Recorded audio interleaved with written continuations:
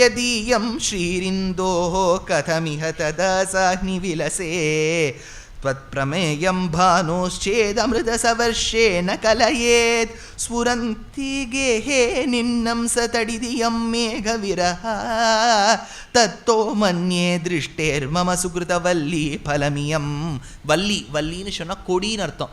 கொடின்னா அது லதா லதான்னு சொல்கிறா பாருங்கோ, அந்த மாதிரி கொடி எப்படி வளைஞ்சு வளைஞ்சு வளைஞ்சு மெல்லிஷா இருக்கும் அந்த மாதிரி இருக்காளாம் சுபத்ரா என்கின்ற சித்ரா. அதை சொல்கிறார். இவள் அதாவது ஒரு 4வது ஆசிரமத்தில் இருக்கக்கூடியவனை கூட ஆசைப்பட வச்சுடக்கூடிய அளவுக்கு இருக்காளே இந்த சுபத்ரான்னு சொல்கிறானாம் அர்ஜுனன். இவன் சன்னியாசி எப்படி ஆசைப்படுறான்னு இவனுக்கு என்ன தெரியும்? இவன் அர்ஜுனனாக தான் தன்னை நினச்சிட்டு இருக்கான், ஆடை தான் மாற்றின்னு இருக்கான். குழந்தைக்கு புலி வேஷம் போட்டு விடுவோ தாய், அது எல்கேஜியில் இருக்கும், ஃபேன்சி ட்ரெஸ்ஸுக்கு போகும். புலி வேஷம் நீ போனோன்னு குர்ருன்னு சொல்லணும் அப்படின்னு தாயெல்லாம் கற்றுருவா. ஆற்றுல பிரமாதமாக பண்ணிட்டு போயிடும். ஃபோட்டோ கீட்டோ வாட்ஸ்அப் வீடியோ எல்லாத்தையும் வச்சு தாய் காத்துட்டு போ. ஸ்டேஜுக்கு போனோன்னு அம்மா அப்படின்னு அது அழுதுரும். வேஷம்தான் புலி, ரூபத்தில் புலி, ஸ்வரூபம் முழுக்க குழந்தை, புலியா வந்தது.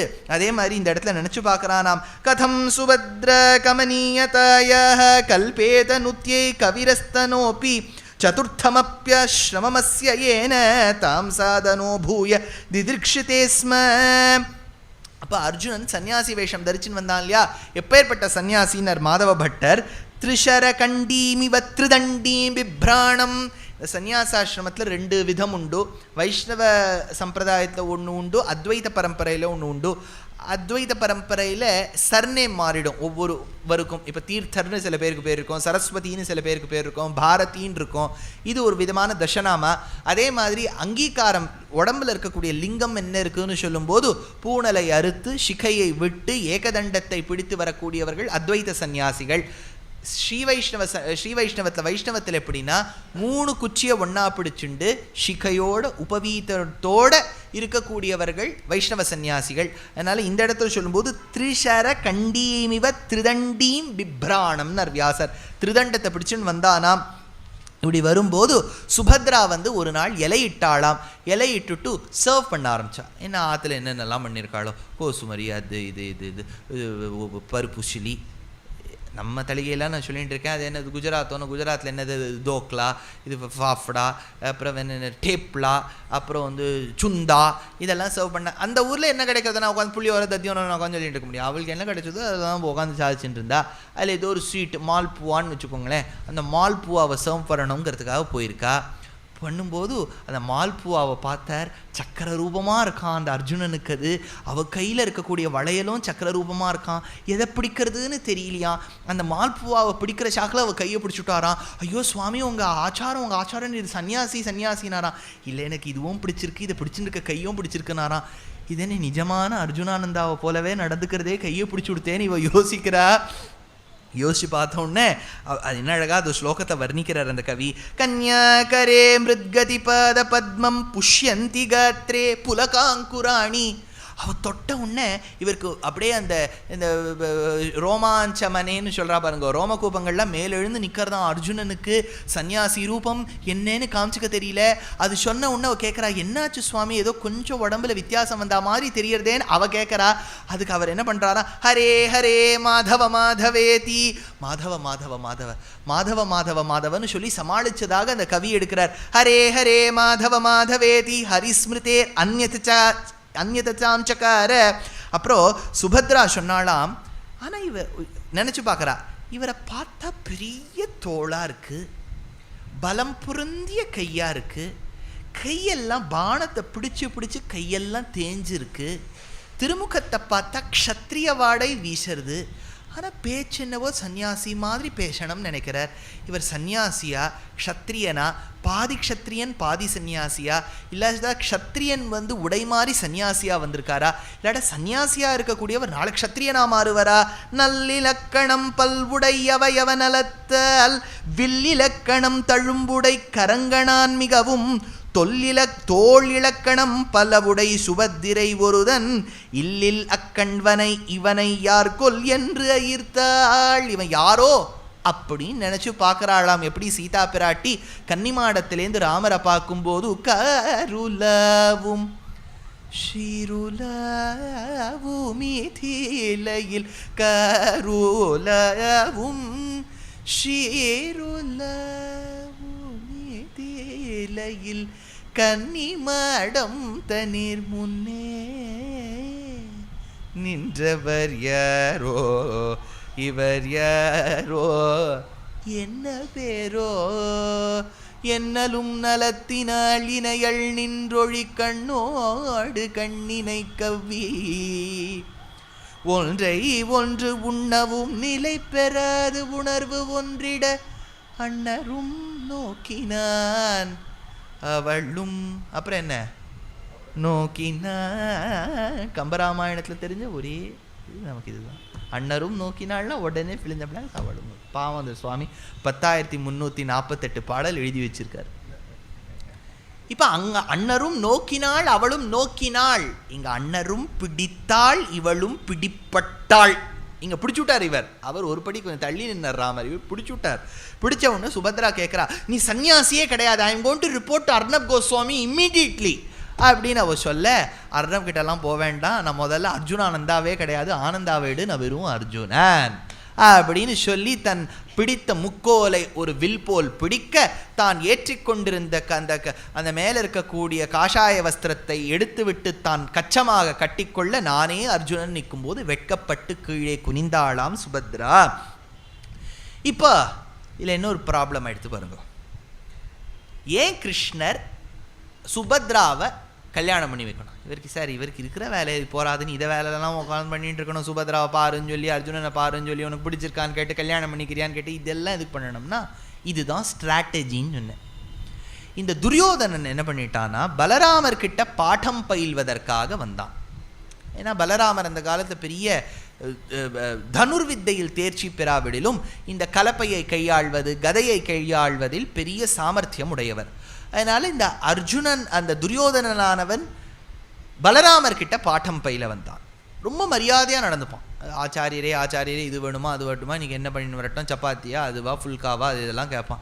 சரி இப்படிலாம் கேட்குறானே, நம்ம மாற்று மாப்பிள்ளையாக வந்துவிட்டா நன்னா இருக்குமேன்னு சொல்லிட்டு நமக்கு தான் ஒரு தங்க இருக்காளே சித்ரா என்கின்ற சுபத்ரா, சரி இவளுக்கே கல்யாணம் பண்ணி கொடுத்துடலாமான்னு யோசிக்கும் போது உடனே துரியோதனனுக்கு ஒரே சந்தோஷம், இன்னும் ஜாஸ்தி மரியாதை கொடுக்க ஆரம்பிச்சான். ஃபுல்காவோட உங்களுக்கு என்ன வேணும், பன்னீர் பட்டர் மசாலாவான்லாம் கேட்டு ஏதோ பாட ஆரம்பித்தான்.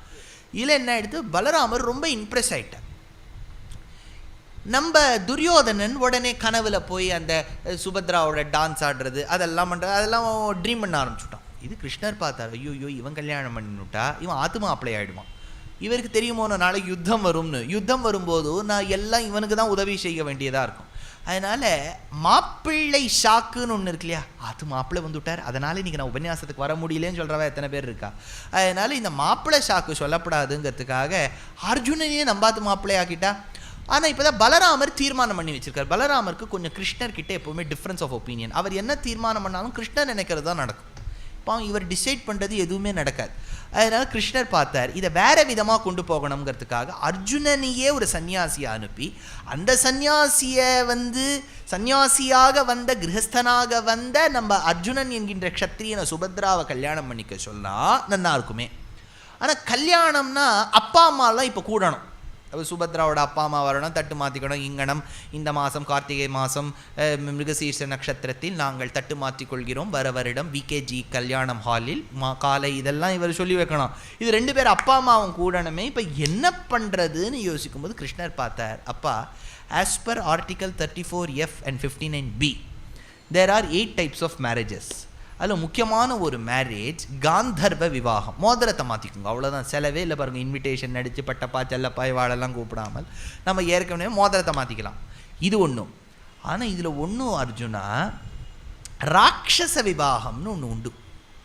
இது உமக்கு எப்படி தெரியும்னு அர்ஜுனர் கேட்டார். இதில் தான் எனக்கு ருக்மிணி எங்காத்து மாமி எனக்கு ஐடியா கொடுத்ததே ராட்சச விவாகம். உங்களுக்குலாம் தெரியும் இல்லையா, மயா ராட்சசேன விதினா, அதில் தாயார் எழுதுறா என்ன ராட்சச விவாகமாக வந்து பண்ணிக்கோ. ராட்சச விவாகம்னா என்னென்னா, பிள்ளைக்கு பெண்ணை பிடிச்சிருக்கு, பெண்ணுக்கு பிள்ளையை பிடிச்சிருக்கு.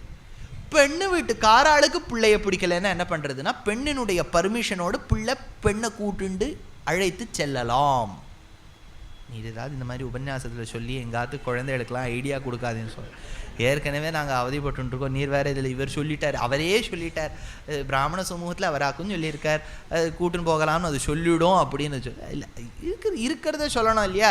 அதனால் மயா ராட்சசேன விதினா சொல்கிறா ருக்மிணி, ராட்சச விதியில் வந்து கல்யாணம் பண்ணிக்கோ. If people ask you tell as per article 59F amendment B section A I am allowed to டேக்குன்னு சொல்லு. யாரும் அவனை ஒன்றும் கேள்வி கேட்க மாட்டா. அப்போ அவர் கேட்பார், அவனை எங்கே வருதுன்னு. அவள் குலதேவியா அத்ரா, நான் எங்கள் குலதேவியான கிரிஜாதேவியை சேவிக்க போகிறேன், அப்போ வந்து எனக்கு கடத்து. அதாவது கிட்னாப்பிங் பிளேஸ்லேருந்து அவள் சொல்லி அனுப்பிச்சுட்றா ருக்மிணி, எப்படி வரணும், எங்கே வரணும், யார் வரணும், எப்படி வரணும், எல்லாம் சொல்லி அனுப்பிச்சுட்றா. அதனால் கிருஷ்ணருக்கு அவாத்து மாமி சொன்னதுனால ராட்சச விதி தெரியுது. ராட்சச விதியில் நீ இவளை எடுத்துக்கொண்டு செல்லலாம், ஏன்னா உனக்கு இவளை பிடிச்சிருக்கு, இவளுக்கு ஒன்றை பிடிச்சிருக்கு, அதனால் அழைத்து செல்லலாம். ஆனால் ஒன்றும், நீ இவளை அழைத்து சென்றியானால் உடனே எங்கள் அண்ணா சண்டை போட வந்துடும். இது பார், பலராமனோட சண்டையை போட்டு இதை ஜெயிக்கிறோமா ஜெயிக்க முடியாதா, அப்புறம் நான் யாருக்காவது சப்போர்ட் பண்ண வேண்டியதாக இருக்கும், நான் பலராமனுக்கு தான் சப்போர்ட் பண்ண வேண்டியதாக இருக்கும், நான் எந்த பக்கம் இருக்கேன்னா அந்த பக்கம் தான் வெற்றி இருக்கும். அர்ஜுனா, நம்ம காம்பினேஷன் சூப்பராக இருந்தாலும் காம்பினேஷன் பிரிஞ்சு போயிட்டு தகராறாயிடும். அதனால் இப்போ என்ன பண்ணுறதுன்னு கேட்டான் அர்ஜுனன். இப்போ பாரு, சுபத்ராவை நீ எடுத்து செல்லும்போது சுபத்ராவை தேரோட்ட விட்டுரும். அவளுக்கு லைசன்ஸ் இருக்குது, அவள் சவுதியில் கிடையாது, அதனால் இங்கே நல்லா ஓட்டுவோம், அதனால் இவளுக்கு நல்லா லைசன்ஸ் இருக்குது, அவளை ஓட்ட வச்சு. அந்த காலத்தில் 3 மாமிகள் ரொம்ப நல்லா ஓட்டுவாள். ஒன்று கைகேயி, ஒன்று சத்யபாமா, இன்னொன்று சுபத்ரா. சுபத்ரா அர்ஜுனனுக்கு ஓட்டினா. கைகேயி ஆத்துக்காரராக இருந்த தசரதனுக்கு சம்பராசுர யுத்தத்தில் ஓட்டினா. சத்யபாமா நரகாசுர விற்த்தாந்தம் நடக்கும்போது கிருஷ்ணருக்கு ஓட்டினா. அவள் 3 பேர் டிரைவரோ அன்றைக்கி ஏதோ கேஷுவல் லீவ் போட்டுவிட்டார், அதனால் இவாள்லாம் தான் ஓட்டினா. எனக்கும் ஒரு மாமி யூஎஸில் ஓட்டினா பிரமாதமாக. அவாத்து மாமா பின்னாடி உட்காந்துன்னு வந்தார். அதனால தான் அந்த ஆற்றுக்கு போனோடனே இந்த இது நாச்சியார் கோவில்னு தெரிஞ்சு போயிடுது. அதனால் மாமி கிட்ட தான் நான் எல்லாமே கேட்பேன். மாமி எப்படி மாமியை சொல்லுவேன், மாமா கேட்டு பிரயோஜனமே இல்லை அந்த இடத்துல. அதனால் மாமியை கேட்டு தான் எல்லா காரியமும் நடக்கும். அப்போது அந்த மாமி வந்து அப்படி கம்பீரமாக அதுக்கு ரதஸ்தாபைய அச்சுதன்னர், அந்த மாதிரி பார்த்தசாரதி மாதிரி உட்காந்துண்டா பாருங்கோ, தோளோடு தோல் நோக்க நாளோடு நாள் செல்லும், அப்பேற்பட்ட காம்பீரியம், அப்பேற்பட்ட ஔதாரியம், ஸ்தைரியம், தைரியம், வீரியம், பராக்கிரமம், அப்பேற்பட்ட மாமி உட்காந்துனா. மாமி பக்கத்தில் அடியேனும் ஒரு தாசன், மதுரகவியாழ்வார் நம்மாழ்வாருக்கு போல அடியேனும் அமர்ந்தேன். மாமா பின்னாடி இருந்தார். மாமி ஒட்ட ஆரம்பிச்சா. ஃபஸ்ட்டு அந்த பட்டன் அழுத்தினா. அங்கே அழுத்தினா கதவு தானாக திறக்கிறது. கராஜ் கதவு. வாயில் காப்பானே மணிக்கதவம் தாழ்த்திரவாய். கதவு மேலே போகுது. போகும்போது பார்த்தா எதிர்க்க ஷவர் காணும். ஷுவர் இருக்க வேண்டும் என்றோ. இப்போ ஒரு கராஜ் கதவை திறந்தா எதிர்க்க வால் இருக்கணும் இல்லையா, நம்ம ரிவர்ஸ் தானே எடுப்போம்.